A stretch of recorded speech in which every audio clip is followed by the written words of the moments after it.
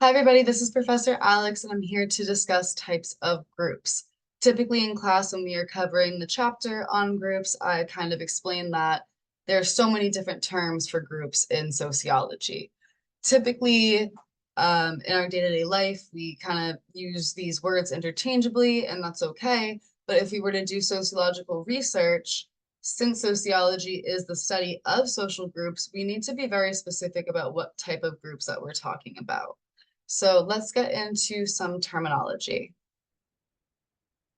So I made this short PowerPoint on types of groups, expanding off of what we have talked about in class about groups. So to start off, some of the main terminology will be groups, cliques, masses, aggregates, crowds, and categories. As a disclaimer, I want to say that it does get a bit difficult here because if you were to, let's say, Google examples of aggregates or crowds or groups, some of those examples might overlap. And it's not necessarily that the definition of the term is subjective, but the way that we view and perceive and participate in different groups may impact how we might categorize them. So I did my best based on my perspective, but please use your experiences and knowledge to make any necessary adjustments. So let's start. The most basic thing is a group, right? So a group is any collection of people who interact and they share some sort of aligned identity. Typically, this may be people who interact over a long period of time, in contrast to other groups, which might be temporary. This one tends to be more longer term. There tends to be some sort of identity aspect, and there might be norms that are particular to this group. So for example, students in a classroom. So students in a classroom, they interact over a longer period of time. They have a common identity, which is students or scholars. And there are norms in the classroom that are followed by students that aren't followed if you were to be out with your friends or your family. Another example of a group might be members of a church or players on a sports team. That brings us to cliques. Cliques are internal clusters within groups, right? So smaller sets of people within that group. So even though we said that a classroom would be a group, maybe you have a best friend or two within that classroom, and that might be your clique. Same thing with how we use church as an example of a group. Maybe there's Bible studies within that church of, smaller sets of people who are more personal and know each other better, and that might be a clique within a group. Same thing with how I said that in a group, players on a sports team would be part of a group. But as we kind of talked about in class, if you're on a football team, there might be about 50 players on that team. There's no way that you are BFFs with all of them. So you might have a clique within whatever sports team that you play on. And you can't hang out with all 50 of those sports teammates, but maybe you have a few friends within that sports team that you do hang out with. And that would be more so a clique. So a clique is a subset of a group where people more so serve an expressive function rather than an instrumental function. Moving on to aggregates. Aggregates are people who pretty much happen to be in the same place at the same time, but they're not necessarily going to interact, and they also don't necessarily share a sense of identity. They're not really maybe aware of each other, and they have no plans of reconvening in the future, and the shot of them reconvening in the future is low. So for example, and I have a picture here, people sitting in traffic. They're all here at the same time, but none of them are interacting, and they don't share any sort of sense of identity. I could argue that they share an identity in terms of, hey, we all have cars, or hey, we're all heading to work, but that's not really, like, you're not interacting with anybody to be able to talk about that shared identity. So again, people kind of sitting in traffic, people eating in a restaurant, right? You're there because you're there to eat, but you're not interacting with anybody beyond your clique there, right? Like you go to dinner with a group of people, and those are the people you'll interact with, but not with the other people in the restaurant, and therefore an aggregate. I understand that you can have a clique or a group within this aggregate, but an aggregate will refer to again, a large sense of people being in the same space and not really interacting or sharing an identity. Same thing with like going to a shopping mall. You're all there to shop. I get that. There is some sort of a common goal, but that goal isn't collective. You're not all working on a collective goal. You're all working on an individual goal, which is to get new clothes or buy new shoes. So although everyone is collectively shopping and maybe they have a collective goal of shopping, I take that back. It wouldn't really be a collective goal if they're not all focused on a similar goal. But yeah, I digress. You know what I mean? Same thing with like maybe people online at Starbucks. People could argue the common goal is to get coffee, but largely they're not going to interact and they may not share any sense of identity beyond the fact that they are just there to get coffee, right? Crowds, these are temporary collections of people and they do interact and they do influence each other. I think a big part of this definition is that they do influence each other and share an immediate common interest or goal. So, for example, uh, I have a picture here of people tailgating, right? They all like the same team. They're all hoping that that team will win. And we talked a bit about in-group, out-group bias. You might see all these people at the tailgate as your in-group, as people that you share something in common with. You're all cheering for the same team. You're all hoping for the same goal. And you're not just sitting there like individually, like you're walking around, you're talking to people, you're drinking, you're having fun, whatever. Like, but you are kind of interacting with these other people and having fun over a common interest that you might have, which is the sports team and them winning.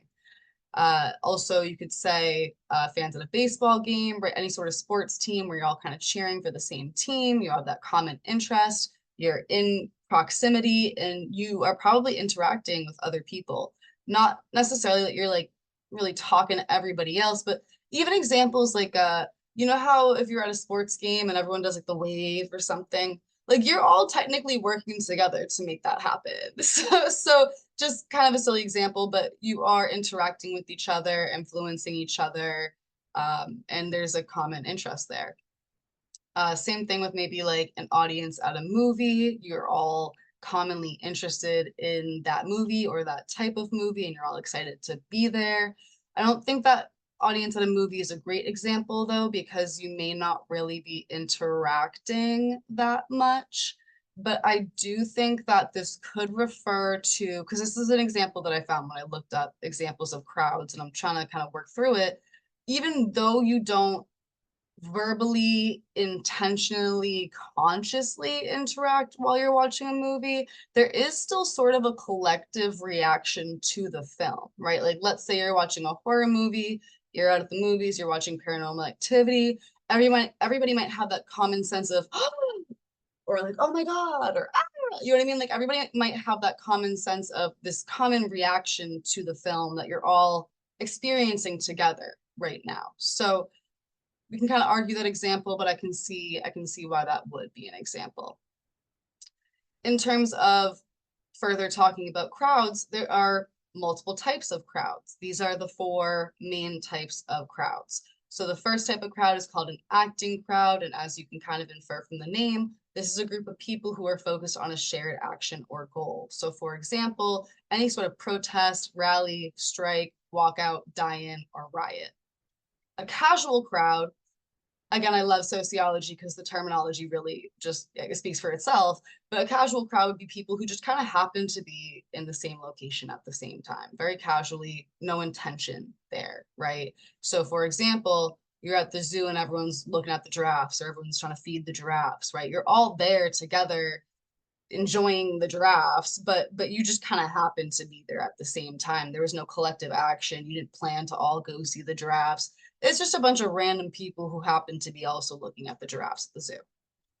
A conventional crowd, this is people who are congregating for a scheduled event, right? So this could be, again, an audience at a concert. You're all, even if you think about like going to a convention, right? Like a convention center or going, whether that's an anime convention or a video game convention or anything where people really gather at in a large way for a, again, scheduled event, like some, even if that's, oh, we're all we're all here to watch Kevin Hart do stand-up comedy, right? Like it's just anything where people are getting together for a scheduled event. So again, that could be a sportings event, that could be stand-up comedy, that could be a concert, and that could even be like students attending a lecture. An expressive crowd, again, as the name kind of infers, there has to be some sort of emotion here in this crowd. So a group of people who gather to either, express emotion and feel excitement, or it doesn't even have to be positive emotion, as per our examples, which I think are good examples in terms of an expressive crowd could be people who are really excited to be at a wedding, right? You're all feeling really happy and hopeful and feeling feelings of love and whatever collectivity.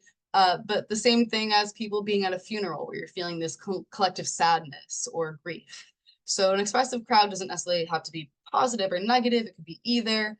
But again, people, a political rally kind of convening for something that they feel emotionally is important. Yeah, so even like a political rally could be an expressive crowd if that's something like for example, people going to a rally to fight against like the banning of abortions or Plan B. Yes, that is technically kind of an instrumental function. It's towards just a common goal, but that goal in that sense is emotional, right? Like fighting for abortion rights can be very, very emotional for particularly women, but people.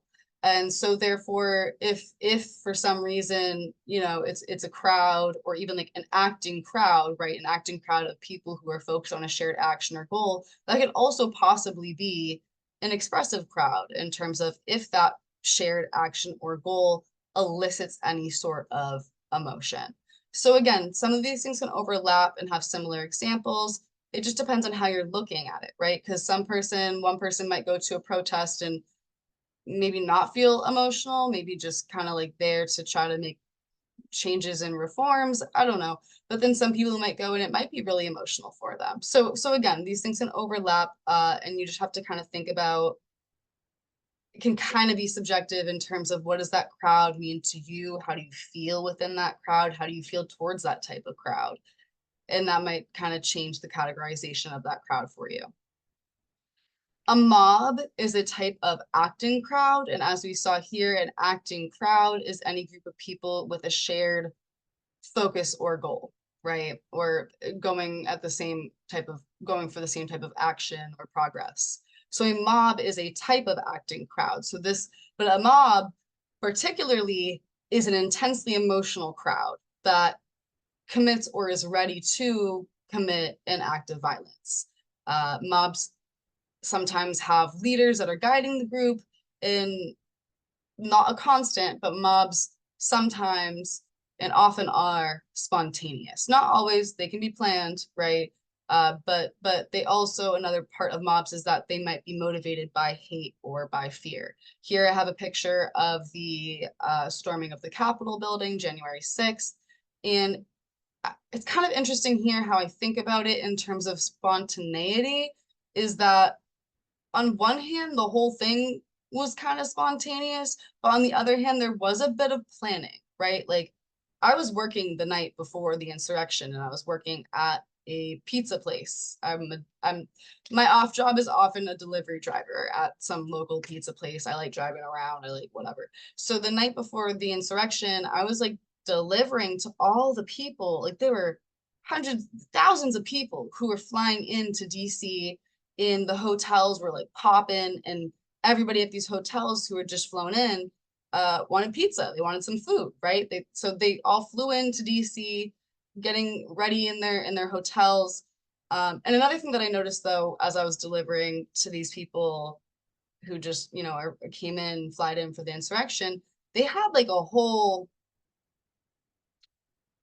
crowd or group outside the night prior where it was just like shrines, like Trump shrines, selling Trump flags, selling Trump merch, selling MAGA merch, playing music, and they were all like, they were a collective. They were together sharing a common goal. And that goal was to have an insurrection the next day, little did I know.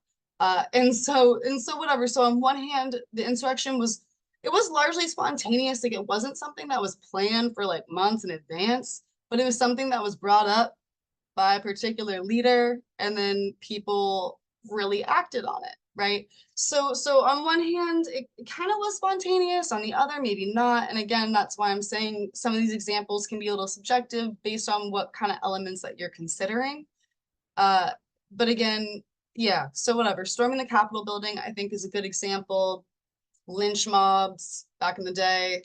And then I also think like the riots in general, but I'm specifically thinking about like the 1967 Detroit riot, which I absolutely recommend as a film. If you just look up Detroit film, the movie's just called Detroit. And it does a really good job of showing the trajectory of how what was, a calm moment. It went from a very like day to day, you're doing your thing, right? And then all of a sudden there's just this heightened emotion, and there's people speaking, and there's whatever, and there's things that are happening, and people get really emotional and might, riot, or I definitely recommend you watch the film, because it will kind of give you an insight on how that happens. Because I do think that if you haven't been a part of a riot, it's kind of like it is kind of hard to conceptualize like how does that happen, because again, going back to spontaneity, riots typically aren't planned. Protests planned, even die-ins are planned, rallies are planned. But I think what makes a riot a bit unique is that it is spontaneous, and it's typically not a reaction to it's typically a reaction to something that's like happening right now that's big, and we feel emotional, and we feel like we have to do something about it. And so whatever, I suggest that you explore that more, but I think that a riot, well, let me go to the next slide. A riot, well, let's talk about panic and riot, right? So panic would be a sudden reaction by a crowd that may involve self-destructive behavior. For example, when people stomp on all over each other, I'm thinking about Travis Scott, right? And how there was a panic there, right? And people got killed. They were trampled over. It was bad. I also think about this has happened at, well, multiple concerts, right?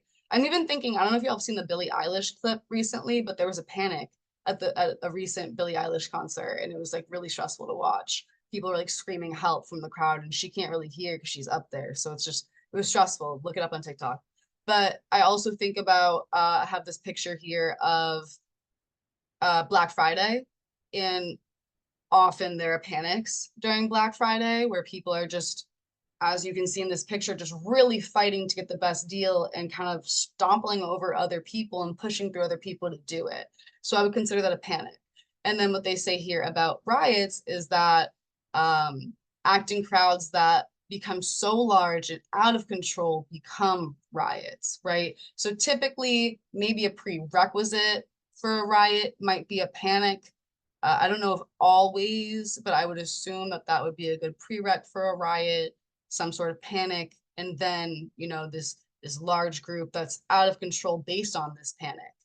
I think about even going back to the movie Detroit and talking about kind of what happened in 1967. It was funny. I watched the film with my dad, and he was like, I don't understand why these people in this riot are destroying their own town, right? Because during this riot, again, it's large, it's out of control, it's emotional. These people the residents of Detroit were destroying their own kind of like their own town, their own businesses, and it's hard to understand. And I guess, I maybe need to think about it a little bit more at this point, but how I kind of explained it to him was like, imagine you're in a box, right? Like, and so at this point, Detroit was impoverished. It was, largely minority communities, impoverished communities, and therefore also largely not uneducated, but not having access to quality education at this point in this area. So how I kind of explained it to him was, imagine you're in a box, and you feel locked in, you feel stuck, you feel like you can't make much movement, you don't feel like you have opportunities or resources to make much movement, you feel stuck in this box. if you don't really have the education or a leader or anybody who's kind of suggesting ways to break out of this box or to even just fix or reform or get rid of the box, right? Any sort of leadership regarding getting out of that box, you don't really know what to do, right? You just know that you're in a box, you know that you're stuck, you know that no one's listening to you, and you know that no one cares, and you know that particularly the political leaders in your area especially don't care, or at least in this scenario, they didn't care, right? So although it's hard to conceptualize why you might destroy your own town, I think of it like being in a box and being so stuck in this box and not knowing what to do about being in the box that you just destroy the box. And it's hard to really think about what you would do in that scenario unless you were in it. We can talk about it in more detail in class, but I do think that it's not as simple as, oh, like they're so dumb, why are they destroying their own town? It's almost like they have no other resources or opportunities. So they figure if we can not necessarily destroy our town, but if we can make ruckus, if we can make noise, if we can bring attention to ourselves, right? They don't really have opportunities to go other places and talk to other people, but you can create fires and you, whatever you can make big noise, whether that, you know, and that might include destroying, you know, parts of your own town, but that would hopefully lead to people paying attention. And that is what happened. People did pay attention after the Detroit riot in 1967. They were like, oh my God, what happened there? Like, these people are stressed, right? And that's really what it is with a riot, largely, is that people are stressed. They might not know what else to do, so they make noise. And whether you think that's destructive or not, I don't know. But hopefully, if you think about conflict theory, how I explain it is like conflict leads to communication, which leads to change, right? So maybe they feel the need to create this conflict so that people listen to them, so we can talk about the issue and therefore create positive change. So try to keep your mind open about that. But you do see that like panic can often involve self-destructive behavior. And again, it's not that that's not their goal, but it might be one of their only options left to bring any attention to what their community is dealing with. I digress. I apologize. So moving on to mass. Mass is a difficult one because we have a bunch of different kind of like mass something terminology in sociology, whether that's mass hysteria, mass movements, or mass culture. They all refer to different things. So it's kind of hard to define mass alone, but I would say mass refers to a large group of people who share a common interest and who are ready to mobilize regarding like certain social movements and engage in collective behavior towards those social movements. And again, we have to think subjectively, like I would think like towards progress, but what progress is subjective. So BLM could be a large mass of people who are moving towards a common interest and collective behavior towards progress regarding racial relations. Whereas, you know, you can also have hate groups who believe that they are mobilizing and engaging in collective behavior to maintain the status quo or to make America great again, right? To kind of go back, to kind of regress to what they see might be a better scenario. So again, that could go either way. But it is difficult because there are examples of, so let's say mass hysteria, right? Mass hysteria, I think of the Salem witch trials. Uh, there's other examples that'll come up that I'll tell you about with mass hysteria when we get into the health and medicine field and we get into culture-bound syndromes. But I think of like the Salem witch trial as a good example. It was very localized. It was this community in Salem who really dealt with this mass hysteria regarding witches. And it was one of those things where they were like, we're going to throw her in the river. If she sinks, she's not a witch, but if she floats, she's a witch. So if you sink, you die, and they say you weren't a witch. If you float or swim or don't drown, then they say you're a witch and you're going to get killed anyway. And people just got so hyped up into this idea and they were turning on themselves, right? Like they were like, oh my God, is my wife a witch? Is my daughter a witch? In any sort of form of like manic behavior or anger or really any sort of emotion portrayed by women at this time, they would be classified as a witch and then therefore sent to death, and typically death in like very violent, aggressive type ways. And similar to like lynch mobs, everyone was kind of watching this as entertainment, but was also really stressed about it. So whatever, look into the Salem witch trials if you haven't. I also think of like bank runs in terms of, let's say, like mass movements. Bank runs, think about like the Great Depression. Everybody freaked out at the same time about like, I'm not good at economy, so I don't know, but everybody freaked out about, the economy struggling or something about stocks or whatever. And they all went, like everybody across the country went and withdrew all of their money. They were freaking out. They were like, the economy's about to crash. I'm gonna withdraw all of my money. And of course, withdrawing all their money from the banks contributed to the economic crash. But that I would say would be like maybe, I don't know if I'd call it mass hysteria, maybe a mix of mass hysteria and mass move. It, mass behavior. I don't know. You know what I mean? But they all kind of felt the same anxiety and worry about something that's going to happen, and they took action, which was to get their money out of the bank. But of course, that kind of led to the Great Depression. But at the same time, I digress. I honestly don't know that much about the Great Depression, so let me not.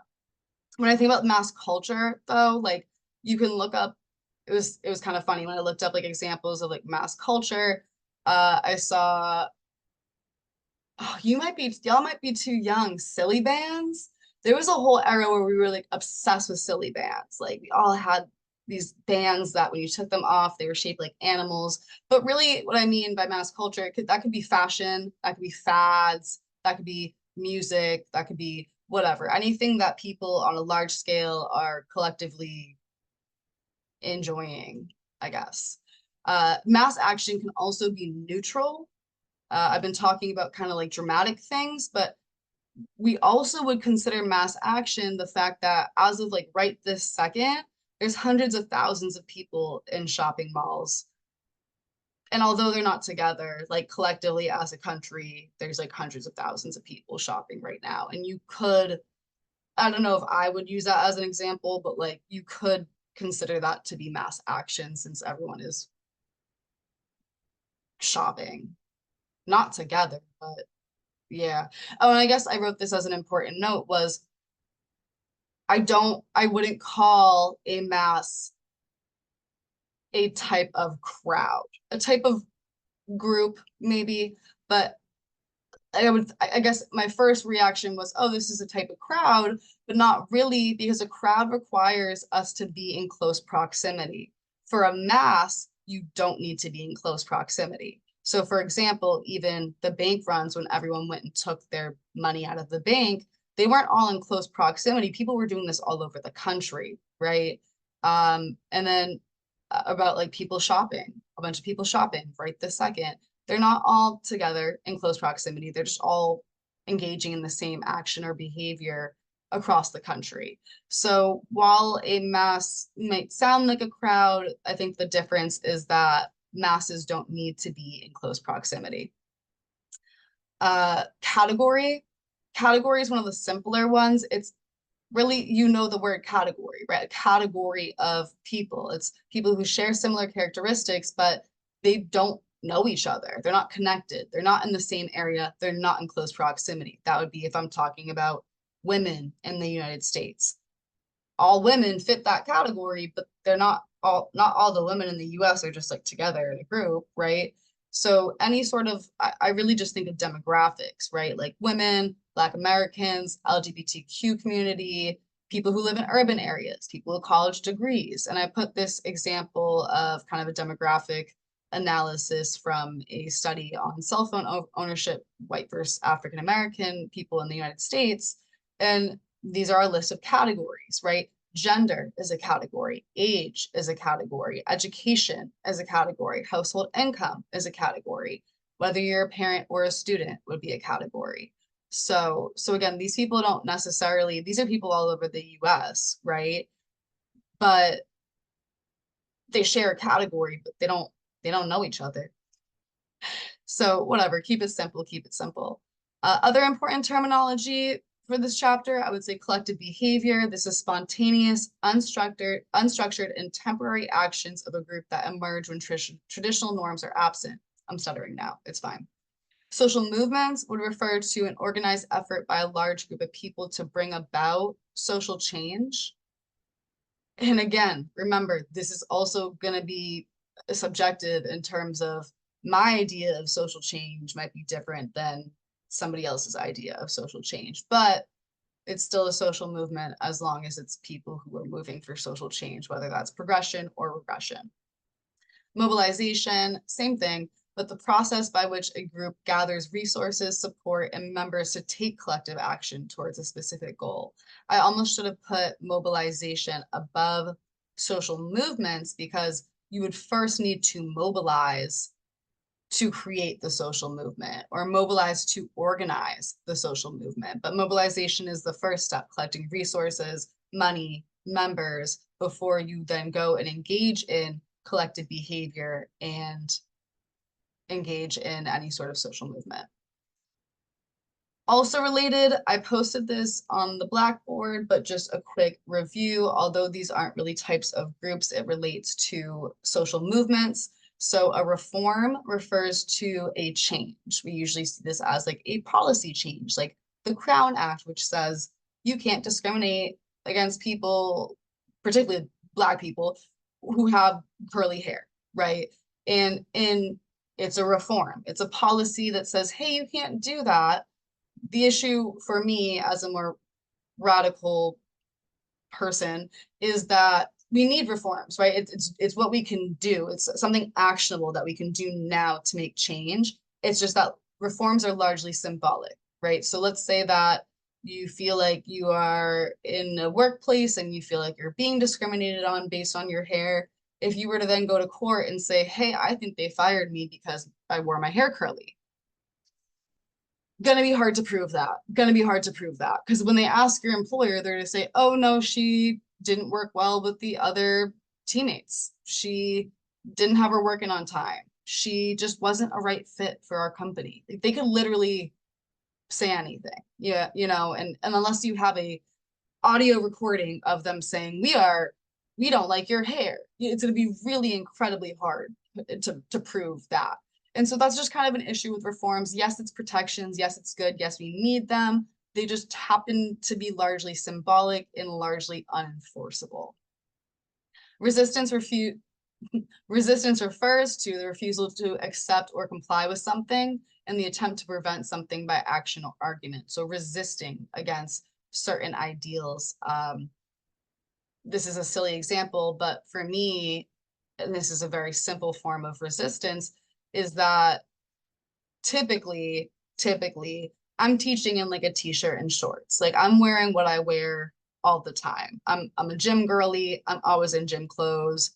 After class, I'm going to the gym, or I just went to the gym before class. So I just am in athleisure, and that's not professional. We talked a bit in class about how professionalism quite is the white male standard.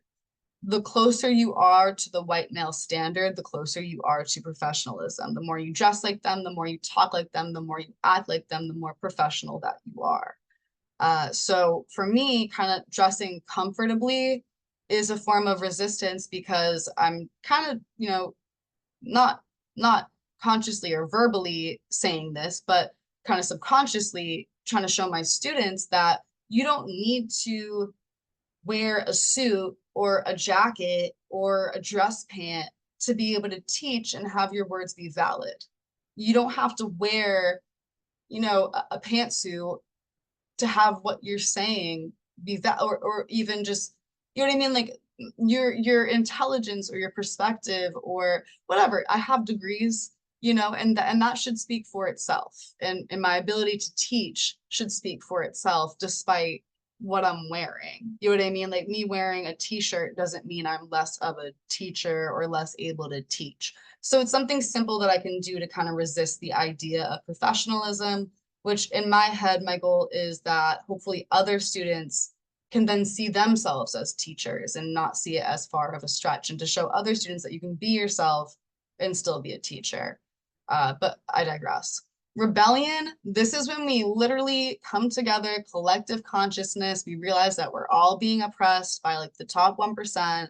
And I mean, this has happened in other cultures as well. You can look up rebellions through history, but it's an open, typically violent resistance to overthrow a government or a ruler. And this has happened many times. But it is, oh, well, okay, well, no, I kind of just went into revolution. My bad. Rebellion would lead to revolution. Rebellion would be a part of revolution. You have to rebel, you have to be openly resistant to government or policies, or for me, I'd think like openly resistant to capitalism, right? And then revolution would then be the actual act of overthrowing the government or the economic system and emerging a new form of social, economic, political system. So again, rebellion would be more so like openly acting against the system, whereas revolution would be, it's the end goal where we already have then overthrown the government in favor for a new system that brings equity for all. So these are, you know, just some of the main terminology in terms of groups. I know there's a lot. It's not that we're going to use all of them in class, but I just want you to understand that since sociology is the study of social groups, of course we're going to have an excessive amount of terms to refer to groups. Because if you're studying social groups, you have to be able to clarify what you mean by that group. I think y'all get the gist. So whatever, I'll let it go. It's all good. But I hope that that helped a little bit. And yeah, thanks for watching.